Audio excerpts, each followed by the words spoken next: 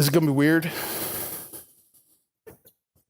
with me not up here doing guitar? I can bring the guitar up here, but I feel like it's not going to be necessary. So good morning. I'm now seeing how unbelievably bright these lights are up here. I get the worship setting because that's what us whiny worship leaders get, is we get the mood lighting. Jason and Dione have to deal with oh man, I'm supposed to see lighting. So, well, obviously, today's a little bit of a different morning. If this is your first time here, it's always like this. This is what we do. But if this is not your first time here, obviously things are a little bit different. Jason is in Nicaragua right now. In fact, we spoke to him this morning. He looked like he was in Nicaragua. So he's out there doing great stuff. He does this every year. Last few years, if you guys remember, it was Costa Rica. And then, right? Costa Rica? I'm looking at Julie because I need that head nod. And this year, they decided to uproot and go to Nicaragua, and they're doing some amazing stuff down there. Dione may pop in. We'll see. Dione was at a conference for FCA all week, and he had a great time. So for those of you guys that don't know, a usual Sunday morning consists of like 4 or 5 of us coming together and setting all this stuff up, and Dione and Jason are very much big parts of that. So when they're gone, we got to figure out how lights work. We got to do all these different things. And we were very thankful this morning because we had a lot of people show up to help. We had a lot of people this morning that said yes, as we talked about a few weeks ago. Yeah, give them a hand. Because I can promise you, we would not have been able to do it without them. Y'all would have come in, the house lights would have been on, there'd been 6 chairs out. Courtney would have been real salty back there. No, we're not doing music. You figure it out. And it would have been great. But we would have still had a lot of fun. So this month, as you guys have known, if you haven't been here, you can check all this stuff out on YouTube, youtube.com/ridiculous long name, but just search Bowie City Church, you'll find us. All of our sermons go up on there, and I think we have almost all of them. We're getting pretty good. But our series for what we've been talking about this month is going to be up there. And this month is a very important one for us. Last month, Bowie City Church turned 4 years old. Absolutely. And we figured part of talking about our story and asking people to share their story. And a couple weeks ago, we had Sean and Janelle give some of their story. And we've had Dione do a little bit of his, and Jason last week talked about more of the application and what we can do with our story and all that stuff.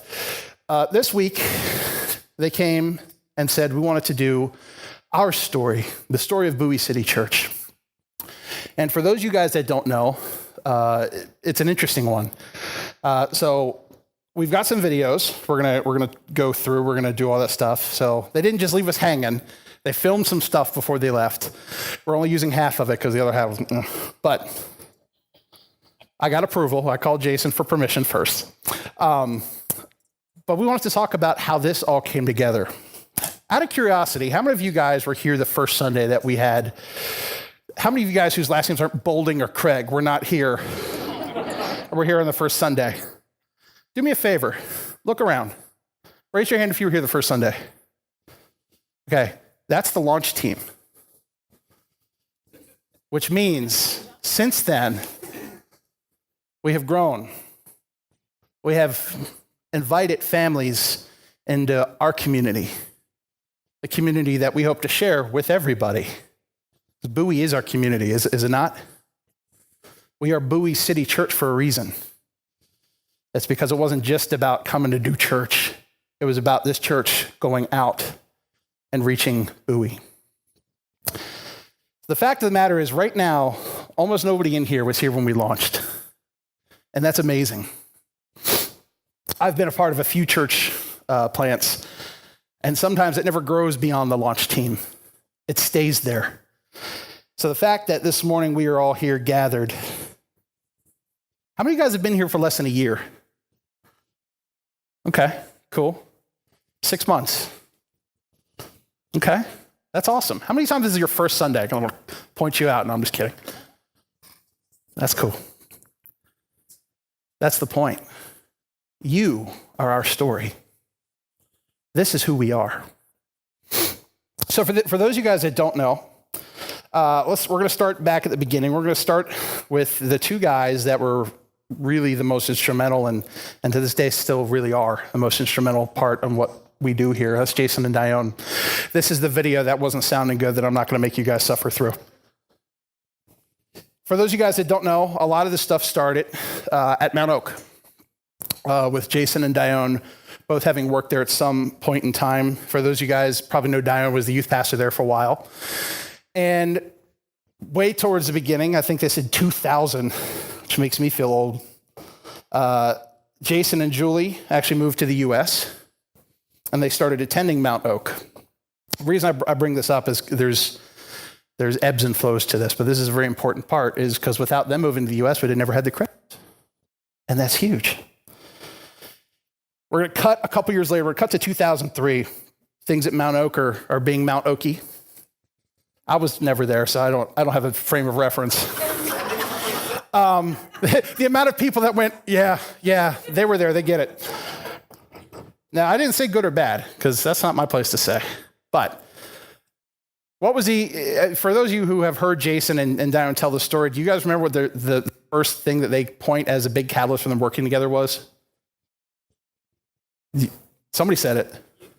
No, besides youth. Youth is part of it. It was a concert. Specifically, it was a 5-Iron Frenzy concert. And if you know that band, we got to talk afterwards because you're now my new best friend. And they had this big event where it was an outdoor concert and they lost power. They had no power, and they said, 2,100 people were coming to this concert. It was crazy. So these two basically find themselves interacting in the way where a lot of things happen, which is Dione walks around seeing what needs to be done. Jason, being the man in charge of everything, walks up to Dione, give me your walkie. Dione, for those of you guys that know him, has the face where hands it to him.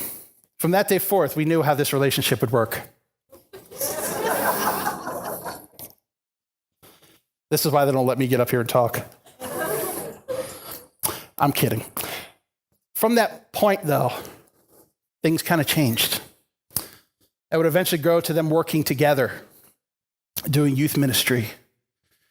Julie, I believe you guys did Alpha and Omega, which is a program that they were running, and they came together and they did youth. And the more time they started doing together, the more things they started doing together, they realized, man, we've got something here.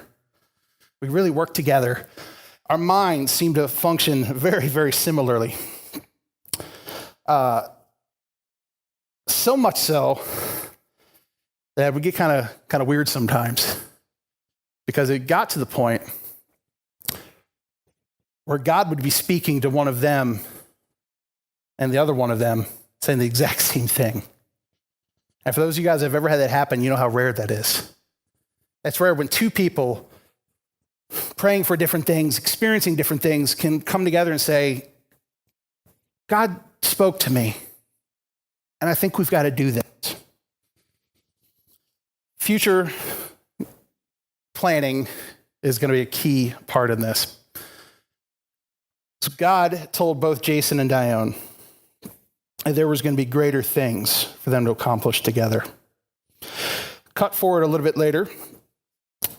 Dione and Jason and the Craigs and the Bowlings are church hopping, looking at other places and trying to find a new place to call home. And as can be the case when we go from churches to churches, is it's tough. We're looking for where God is calling us to plant. Not just our butts and chairs, but where God is telling us this is a community that needs to invest in you, and we need to invest in them. And that's really, really hard. Cut forward to a long time later, I should say. Guess what, 2006, give or take? Things are still going pretty good there. Everything was doing what Mount Oak does, and they were entrenched in ministry together. Eventually, Dione decided that his life was going a different direction. Dione decided to go be I don't preach, you speak back, firefighter. Kind of, right? He tried. Dione put his heart and soul into being a firefighter, and God very much had other plans for him. So much so that it got to the point where it was becoming inescapable. As much as Dione poured into being a firefighter, God was putting obstacles in his path. Said, no, that's cool, I get that, but that's not where I want to go with you. So we're actually going to get to our first video here. We're going to talk about really how it all came together, not just the plan, their friendship. We did all that stuff. We're going to talk about how Bowie City Church started coming together. God, we thank you for this day, and we thank you that you brought us together, Lord. Thank you for calling us to be this church, God, and to lead this church. Lord, I should continue to give us the ability to do so. Be with our families as well. Let this food be blessed, Lord. Blessed to our bodies for energy and nourishment, and be with us in conversation. It's always in Jesus' name, amen. Awesome. Well, this is part of our story. At a restaurant, right? And you wish you were here. We're going to have some delicious food as we retell our story. But coming from, 2012, where my family and called to go this way in fire service, Jason's family was called to work with another church in a church plant. And at that point, I didn't know we would do ministry together again. Really didn't know. But that was in 2011, and then come 2012, I got a call to start a church. And that basically happened at a conference. I had a buddy of ours who said to me, Dione, if you finish the fire service as a gift, I'll take you to Catalyst Conference, which is a conference I highly enjoyed. I learned a lot about church leadership and about myself in it. And he said, I will take you as a gift. And so I finished the fire academy, and I finished my probationary year. And so he took me down to Atlanta to a church conference. And at the same time, Jason and Julie were at the same conference, but with another church. And this was the first time I went with not being with a church. It was just me and a buddy. But it was there at the Catalyst Conference, I believe it was section 109, if I look back in my journal, where it was clear as day, just like when God told me not to play football and to become a youth pastor, as when God told me Mal was the one I was supposed to marry, was this: you are to plant a church, you are to start a church. I don't know if the word plant was even in my head, but to start a church. And the church that I was in pursuit of. So from 2011 all the way to 2012, we have been church hopping, trying to find a church that was the church we were trying to create, be a part of. And God said, you are to start that church. Stop trying to find the church and be that church. And I don't know if I texted you or if I called you. I think you texted. I think you texted. And Jason was sitting in another section, and we had crossed paths. We weren't avoiding each other, but no. It was just different. You're right. You run a church leadership, and I was hanging out basically. So I texted you and said, I gotta talk. God's talking to me. And I don't know your perception. I don't know what you thought I was going to say, because I was coming through some healing. I didn't know. Well, I really didn't know. I mean, I knew we were a leadership conference, but I wasn't really sure if it was church planning or not church planning, or if you were going to join us where we were, or... Yeah, we had been a few times. Because you had come a couple of times, and we talked about that. We talked about, we talked about if we did start a church, would we start a church out of that church? Right.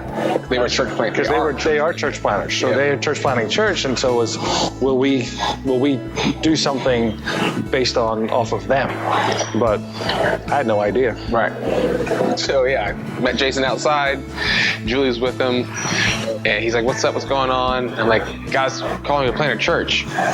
And Jason kind of looked at me. He's like, "Okay." It's like, "No, like start a church." And I'm like, happy and like not sad. Like I was emotional. I was an emotional wreck. And Jason's like, "Oh, okay. I don't really know what that means, but we're here to go through it with you." What does that mean? I had no idea. I just know we were supposed to start. And Well, the thing for me is like God's calling you to start a church. Right. I don't know if He's called me to start a that's church. exactly what it was. So we're going to help you walk through that. Yeah. Help you figure that out. And that was very clear with that. But I knew going home, if it was Jason with me, who was always done ministry with me for the last 9 years, to if Jason was going to do it with me or not do it with me, that God was calling me to do it. I had to do it. Yeah. And that was Jason was saying that too. Now you have to. Yeah. You have to do it. So why are we here? Why are we at this restaurant? What does that have to do with anything?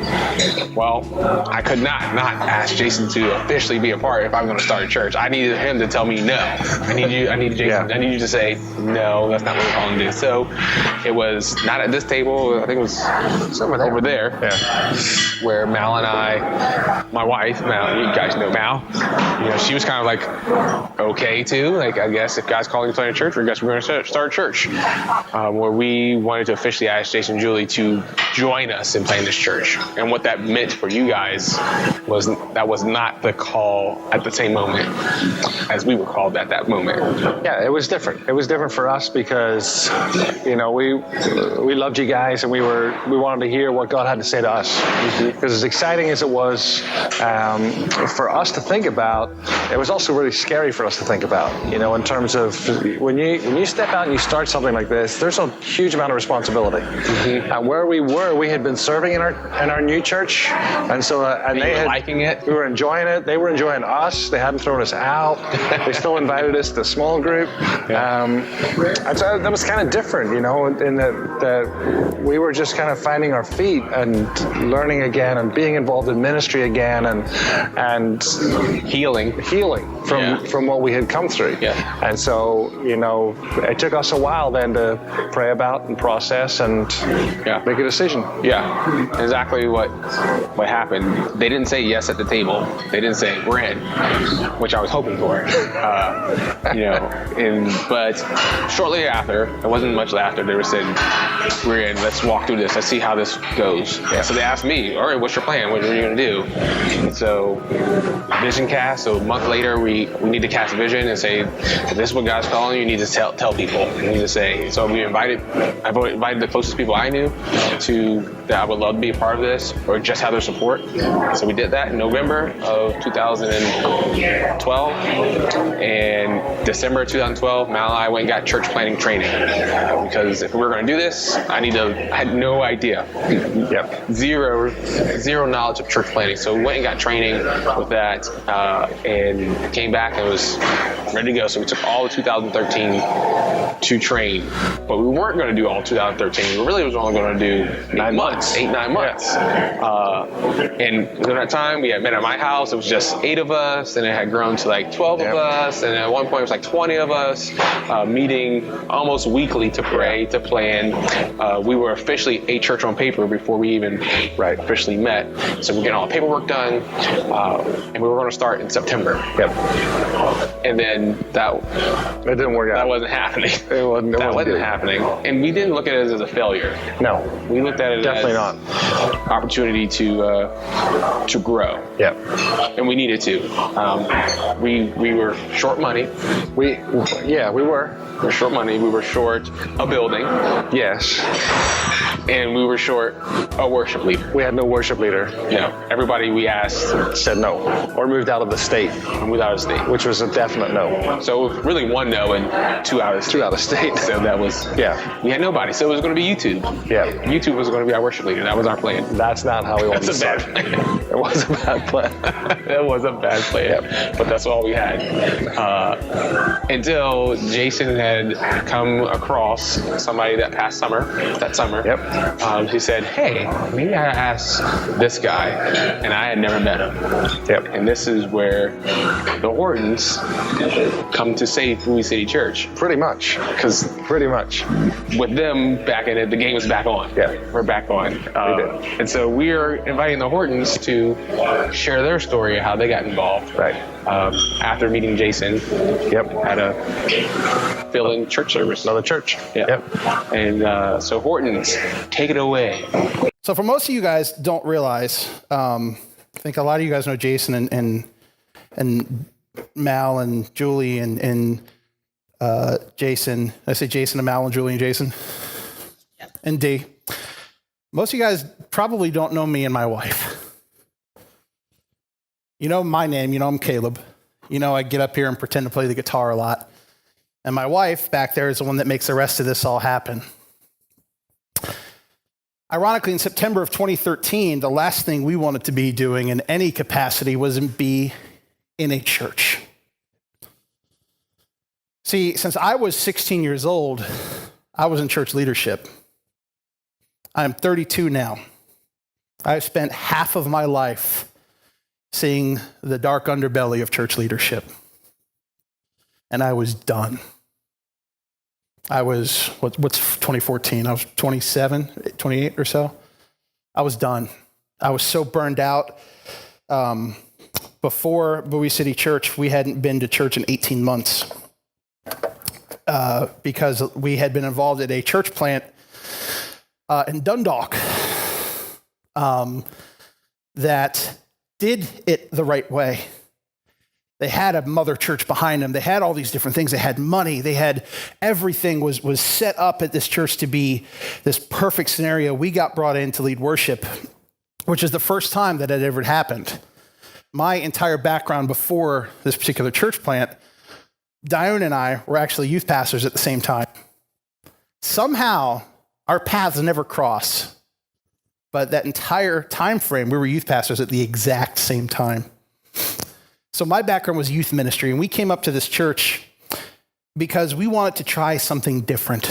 We wanted to get involved with a church plant and something that would be good and something that would be a type of thing that we can invest in from the get-go. But we kept missing the clues that God was giving us, saying, no, you need a break. You need to chill. You need to slow down. You need to do something that at 32 years old, I still haven't done in about 18 years, which is you need to just go attend church. But, when you're young, you know better than everybody. And me being as headstrong as I am, decided, no, I can fight through this. I can fight through the burnout. I could fight through everything that was telling me you need to stop. So we go and invest in this church plant. And things go so unbelievably badly, I'm fully convinced that I will never do anything with the church again. Don't get me wrong, it wasn't a lack of faith. It wasn't a loss of faith. Problem was that I believed very much in God, but it was his people that I was having a hard time in dealing with. Make no mistake about it. We are called to love. We are called to be the image of Christ. So when people see us, when people see Emma Craig, they don't see Emma Craig, they see Christ's love emanating through her. There's a great song lyric where it says, I want to be mistaken. If everything I am is reflected in Christ, then nothing else matters. And we experienced at that church something we'd heard missionaries talk about, and we'd heard other people we knew talk about, basically saying the greatest single threat to Christianity and the development and growth of Christianity is not attacks from the outside, but Christians. And that hurt.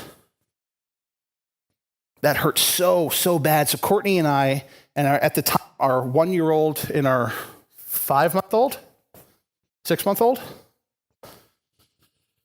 were hurt. And we needed to step away. So we did. I would still, from time to time, go and lead worship for other churches. We would, if people needed somebody to step in to do something, of course, I'll be there. Because I wasn't giving up. I would never give up on that. Man, if I didn't need a break. One Sunday, we realized that maybe this was the make or break time. And Courtney and I discussed this as we were talking about this leading up to it. She was very much concerned that I was done. I would never, ever walk into a church again. The pain was still too raw. And after 18 months, if pain's that raw, it's because you're not dealing with it. And that's exactly what happened. One Sunday, I get a call from a church that we have been doing stuff with on and off since I was like 17 years old.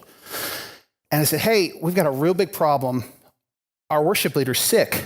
Do you think you can come lead worship? Well, this church is 5 minutes down the road from my house. We don't live in Bowie. That was the other part of this. We're all about Bowie City Church, but we're like all about Bowie City Church, but from like 25 minutes outside of Bowie. So we're Bowie North. Working on it. But this church is about 5 minutes away from our house. And I was like, oh yeah, fine. It was 3:30. Their service is at 5 o'clock at night. I was thinking, this is great. I can come up with 4 songs and, this shouldn't be a problem at all. So we get there and things are a mess. They're another church plant. They meet in a gym. I meet in a women's gym. So there's mirrors everywhere and you get real self-conscious doing stuff there. I don't get it. I can't. More power to y'all. And I walk in, and it's just weird. I was like, what's going on? Oh, yeah, well, I'm glad you're here. Hey, by the way, Jim, our pastor's also sick, so we've got someone to preach for him. So this one random night, myself and this other guy who I didn't even know yet, we're going to be leading worship and doing worship at this church who I've never met, know nothing about, and we're both doing it at the same time. I don't even know what the heck we're going to be doing, how we're going to sync up. We talk about how we do worship here, right? About how every single week we plan the songs around the message that we want to go to, and a lot of thought does go into this. But when you're thrust into a situation where you have no idea what's going to go on, you take it on faith. You take it on faith that these songs that you chose are going to be good, and man, hopefully the guy who's preaching is worth his salt because you're still young and arrogant, and you think of what you do is so good. So I'm sitting there, and I'm waiting, and I'm waiting, and I'm waiting. And I see a guy that looks a lot like me walk in. Tall, balding, goatee, way better accent. He introduces himself. Hi, I'm Jason Craig. August of 2013, I believe. And Jason Craig proceeds to stand up there and talk about Bowie City Church. He basically gave the pitch and all talked about this vision and what Bowie City Church hopes to accomplish. And I remember sitting there going, oh, that's great. Bowie, awesome. Pass. I didn't think about it again. I like Jason. He's cool. If you ever spend time with Jason, you know he's a great guy. And you know he's fun. But it's the accent. Let's get very realistic. I heard the accent. I was like, yeah, this guy's rad. This guy's cool. He gave me the card. And I threw the card out on the way home. I didn't care. I wasn't interested. A couple months later, I randomly get a message from a Jason Craig saying, hey, what are you doing? Would you be interested in listening to a pitch? Basically doing exactly what he did at this church. So we are now at 18 months. And the answer was no. I'm still not interested in listening to a pitch. Had no interest whatsoever. My wife was ready. She was ready because he's not nearly as much of a steadfast quitter as I can be. She was ready. And I asked her about it and she said, what's it going to hurt? Okay, fine. Why not? Still wasn't interested. So I went and met with Dione and Jason at Panera over at Bowie Town Center. And I was immediately struck by the fact that Courtney dropped me off. They said, well, she's coming too, right? Right off the bat, the understanding was, no. So it's not just about worship. It's about you guys. We're invested in you guys. Yeah, you have something that can offer us, but we really feel that something could happen here. That same day, we sat there and we talked and we came to get to know each other. And I still wasn't sold. I met Jason and I was like, oh, this guy seems like a pastor. He's going to be a great, oh, he's not the senior. Oh, this guy is? What? Dione, you're this, oh, okay. For whatever reason, I just wasn't feeling it. I liked Dione. But the idea, I thought, to be fair, I thought he was younger than I was. And I was already young.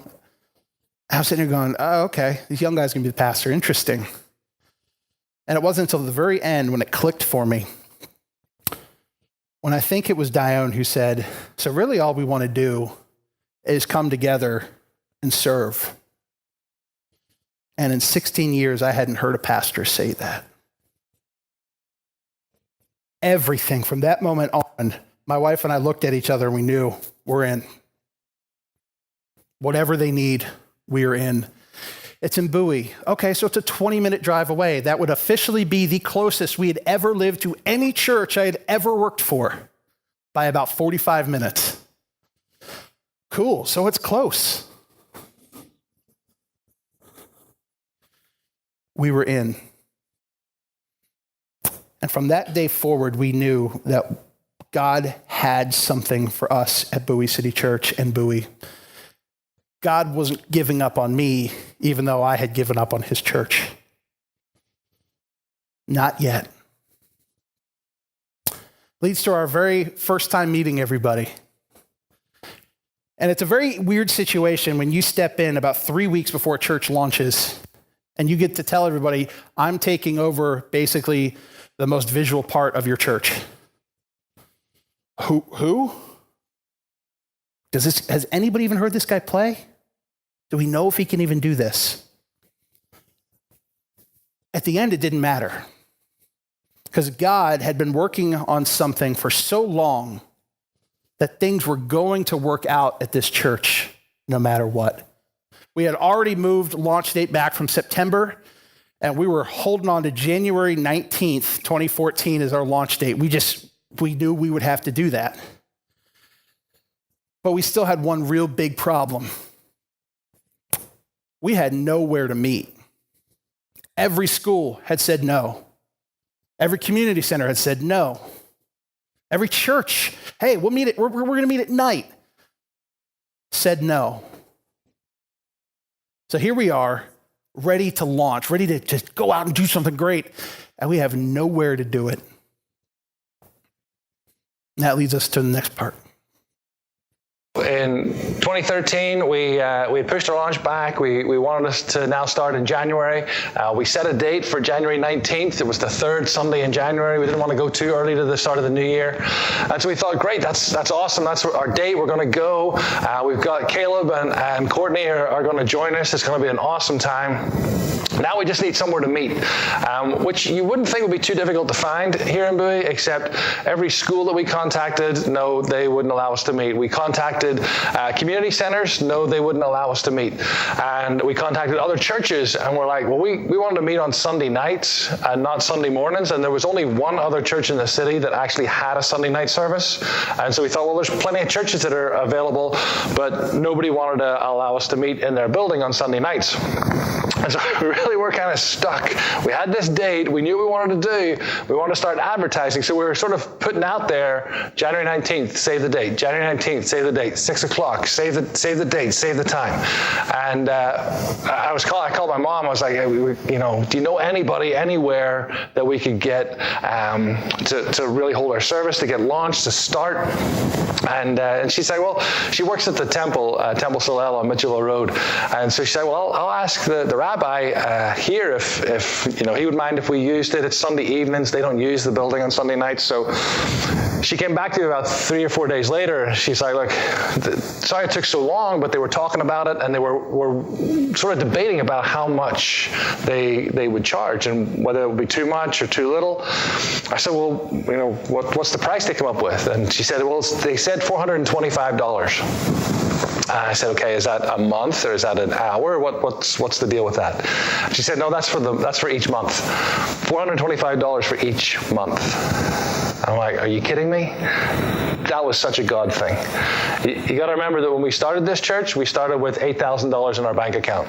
That's all the money we had saved and been given to us and donated. So we started with $8,000, and God said, I'm going to give you a facility where you can have children's ministry, where it will be safe, it'll be warm, it'll be comfortable, and I'm only going to charge you $425 a month. So January 19th rolls around, people started coming. We had about, how many people did we have at our first service? We had about 90 people, I would say. We had about 90 people show up between kids and friends and family members, and it was awesome. It was just great. We thought, yes, all this work to get started, and all these people showed up.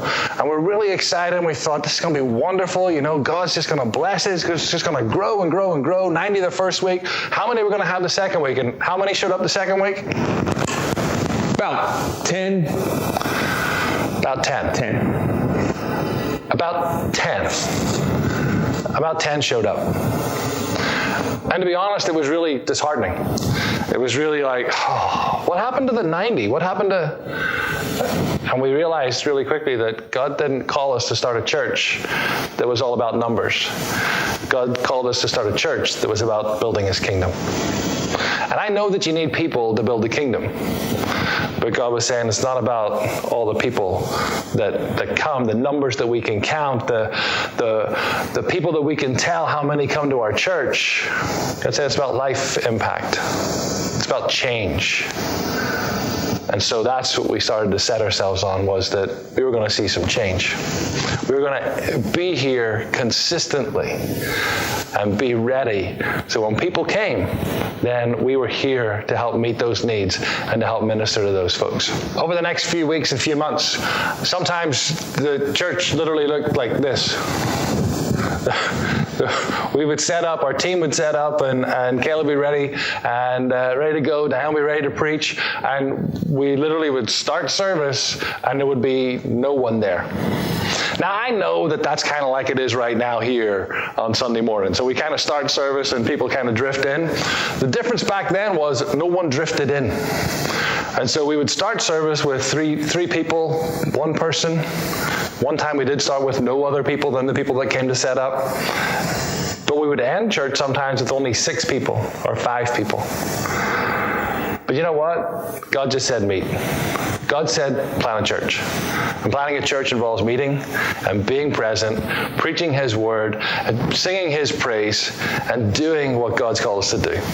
And so we just kept on doing it, and kept on doing it, and kept on doing it, and kept on doing it. Now, while we were here, this was our first building. But there were a couple of other first things that we did. What was another first thing that we did? We had our first baptisms here. Our first baptisms. We're in a Jewish temple. And we asked them, could we bring a baptismal tank in to baptize people? And they said, yes, of course you can. This time of year, we're preparing for Easter.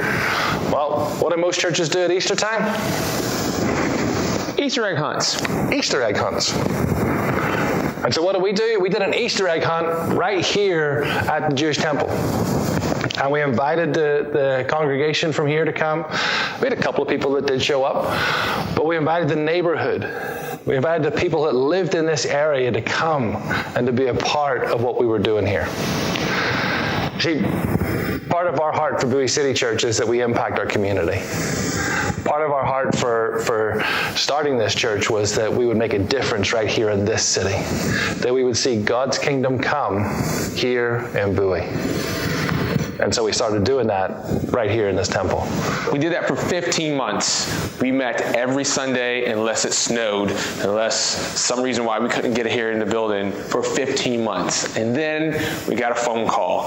I was at Six Flags with my family, and it was about late July, early August, where I get a phone call. And this phone call generated from an email I had sent out to all the schools in Bowie, just saying that we were a church in the area and we wanted to help meet the needs in the schools. And I had had one school contact us back, and that was the principal from Benjamin Tasker Middle School. And so she called me, and she actually thought she was talking to my dad, since we have the same name, and she thought my dad was starting a church because she knew my mom, who's a principal in the county, and she got the names mixed up. It wasn't my dad, it was me starting a church. We got that figured out, and she said to me, she would love to have a church in her school. I'm going to say that again. She would love to have a church meet in her school building. There was a church meeting there 15 months earlier when we were looking for a church, a building to meet in, but there was no longer a school there, and she wanted us a church in her school. And so she offered us to come up on Sunday mornings and to meet, and I was ecstatic. But we had a quite little problem. We were spending how much a year? $425 a month. $425 a month. And the rent at Tasker was going to be what? $420 a week. A week. So that's 4 times the amount. I can do math. 4 times the amount that we were doing. How many families were coming here? At the temple, we had about 10. 10. And we were able to pay $400 a month. And now we have this opportunity to go to the school on Sunday mornings at 10 o'clock, and it was quadruple the amount. And so we had to step out in faith. We said, God, if you're going to have this happen, we can do this on our own savings for about how many months? About 5. 5 months. And not another family showed up and gave another $1. 5 months, and then that was it. But we knew God had called us to do something great in this city. We knew that God had called us to start on Sunday morning. So we stepped out in faith. We signed a contract saying we were going to pay $1,700 a month, which was a hard pill to swallow. But we started. And that's been the journey that we've been on. Anytime God said start, we would start. When God said go, we would go. And now we're at a point where we've been meeting for almost 2 years at Tasker, 2 school years, and we've done great things. We've done fantastic things as a church. I say this to Jason often. We operate like we're a larger church. We do a lot with little. Our first year budget as a church, how much was? It was $20,000. We did church for $20,000. Who does that? $20,000. This past school year, we were able to give how much to the Bowie Food Pantry? We gave $10,000 to the Bowie Food Pantry. How much did we give to Tasker? $2,000 for food. And then we moved a family from Puerto Rico? Yes. And that was another several thousand. All together? All together, we gave away $27,000 last year.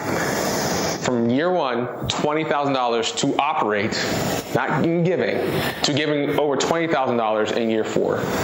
That's part of our story. When God says give, we give. When he says do, we do. And we create the margin in our budget to give. That's 30% of what is given in tithes and offering we give out so we can build God's kingdom the way he's called us to when opportunities arise. This is just the start of our story here at the temple and at Tasker. And we would go there to meet, but there's school in session.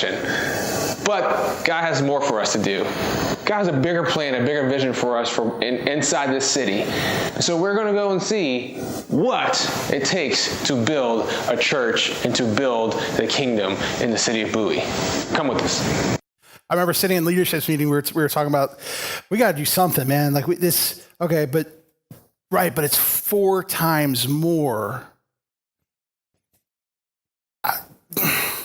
Yeah, it is. It is. It's 4 times more.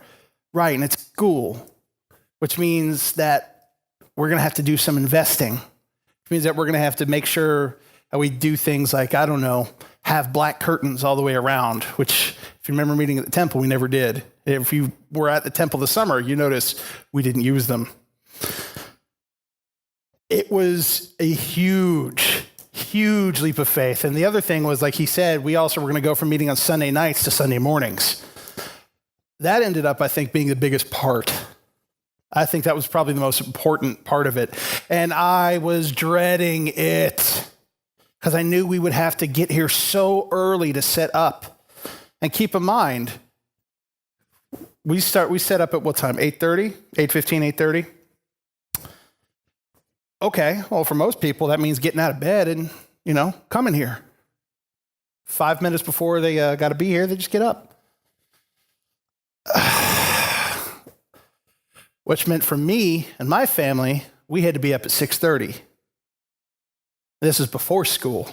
This is before our kids had gotten into the schedule of getting up at, 6:30. Hated it.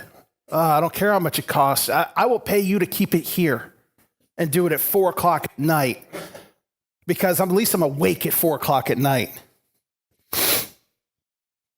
God obviously had other plans because not only were we able to make it here, we've never had to worry about whether or not we could meet here. We've never missed a bill. We've never had a Sunday where we just couldn't get in here. Did have about 6 months of a parking lot that hasn't been worked on. But from what I understand, that's also about 10 years of that. So, it is what it is. God sustained. The fact of the matter was we were going to have to take a leap of faith no matter what. It was whether or not that leap of faith was going to be something we dove into or something we dipped our feet in the pool and tried to feel out. God made it very abundantly clear that this was the next step. And it was a good step because from the very first Sunday that we met here, everything was different. People would just show up. Yeah, I saw your sign. Oh, you saw the sign that's all the way 180 feet back and around the corner? You saw that sign? Yeah. We had one family that had been looking for us since the last time we did Bowie Fest. They had no idea where we met. No idea. They couldn't find it. And that first Sunday that we moved here, they showed up because they saw the signs. Because they were everywhere. I'm not just talking our big white, green yard signs at this point in time. I'm talking about signs in every possible way. The signs were there that this was our next step. I asked you when we started today, how many of you were here 4 years ago? That's what you were. He absolutely was for his first couple weeks. That's right. 4 years later, almost none of you were here on that first Sunday. For every leap of faith that we have taken, God has rewarded. By the way, that doesn't just work for church plants.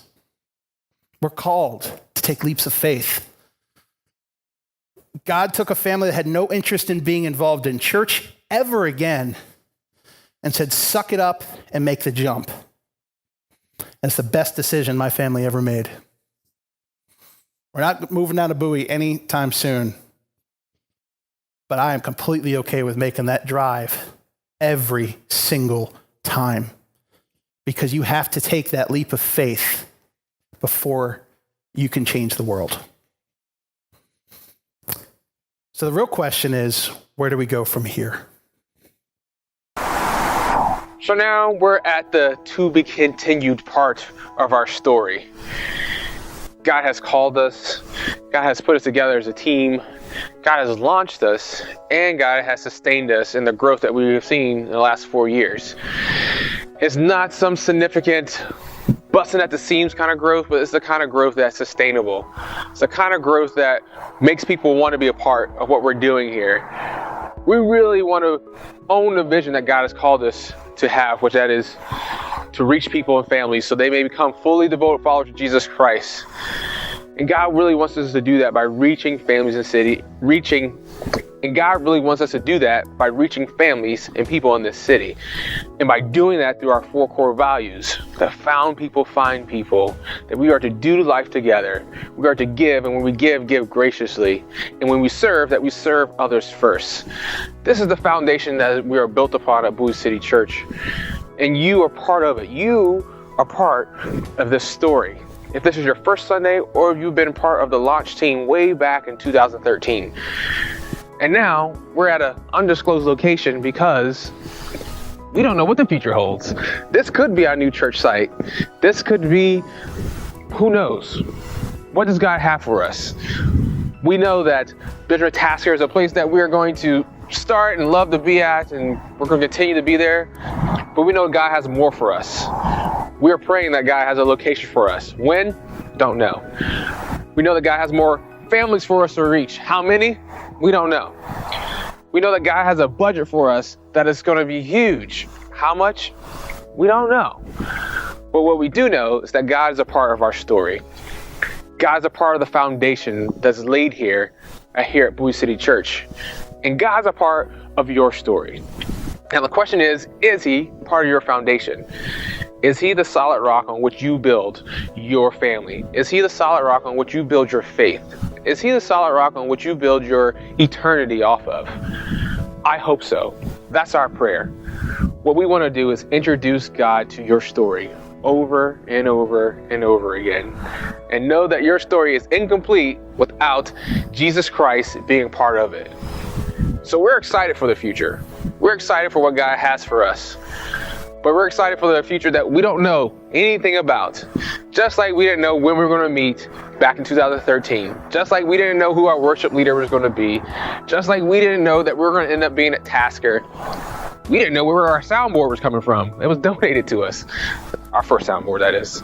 We don't know what the future holds, but we know that God's going to be a part of it. And we're ecstatic that God's part of our story. And we want him to be a part of your story too. And we want you to share your story. See, every number that's in this city has a name, and every name has a story, and every story needs Jesus a part of it. Why don't you do your part in sharing your story so people know more of who Jesus is? We're excited for the future, and we're excited for what God has in store for us. We're also excited for your future and what God has in store for you. Share your story. God bless, and we can't wait to see what God has in store for you.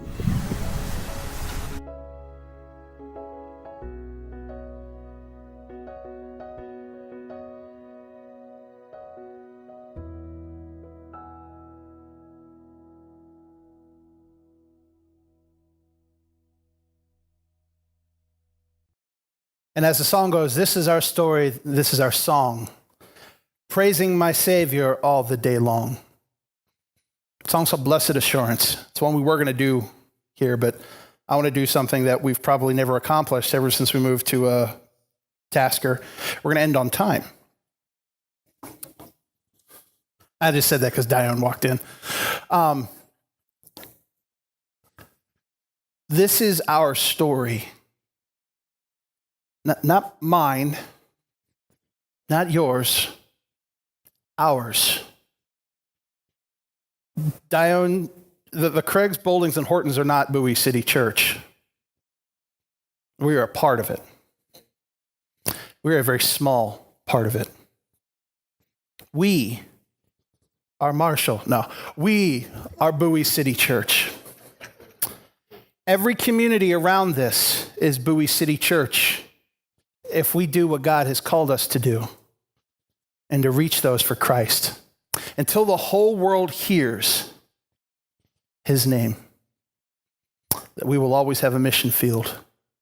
Bowie City Church can be 3,500 square feet or 35,000 miles. And I think we can make it 35,000 miles. I have faith that everything God has put in front of us and everything that God has opened up for us is all to serve his kingdom. And that together we can do some great stuff. This is our story. And this is chapter 1. Pray with me this morning. Dear God, I just thank you for the fact that we can come here, that after all of the trouble, we have a place to meet. We have a worship band. We have TVs all over the place. We have an amazing children's ministry. We have an amazing youth ministry. We have ways for this church to spread your love and your name. Because God, at the end of the day, it's not about what Bowie City Church does, but it's about what you do using us. So God, I just pray that this morning, as we wrap up, as we talk and have learned about our story and the importance of our witness, that God, I just pray that this morning we understand that our story is only beginning. When 2,000 years ago, you sent your son to die for us, you told us, and now go. Because God, this morning, we come to you and say, until the whole world hears, our mission will never be complete. And we exist so that your love can spread all over. God, I thank you for the many trials and tribulations that you have put us through. I thank you for making it hard and making it worth it. I thank you for every single person who has been a part of this so far. And God, I pray that we are able to have that same love, that same joy, and the same everything about who you are for everyone who's going to be a part of our journey for years to come. It is in your name that we pray. Amen.